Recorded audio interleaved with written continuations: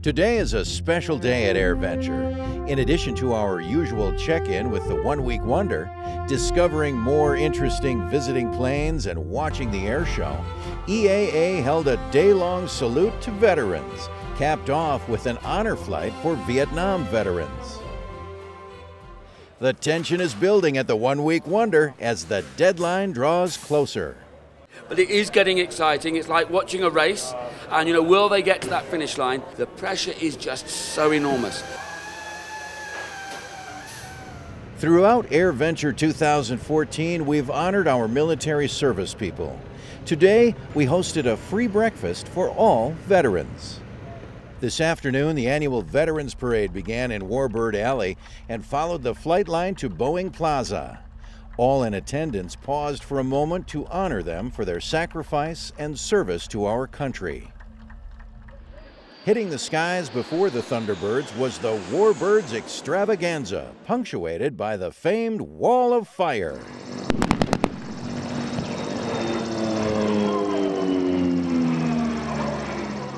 Vietnam veterans were the focus of today's Yellow Ribbon Honor Flight 2, when 100 Vietnam vets were flown to Washington, D.C. to visit their memorial and Arlington Cemetery.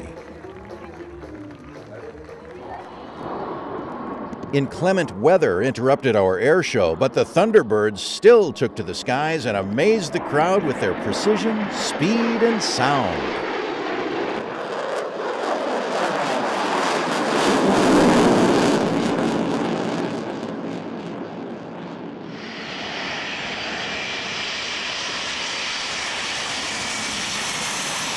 While the Thunderbirds were the big draw today, another military plane gathering a big crowd is the C-17. With the C-17 is a critical care unit. These are the people who are responsible for caring for wounded soldiers en route to a medical facility. While you're looking around the Boeing Plaza, the V-22 Osprey will quickly catch your eye. This unusual-looking plane is actually a multi-mission tilt-rotor aircraft. It can do a both short and vertical takeoff and landing. The Curtiss Jenny has had a storied history in American aviation. From military training aircraft to popular civilian plane and thrilling barnstormer. We're delighted to have an actual Jenny on grounds and a beautiful flying replica.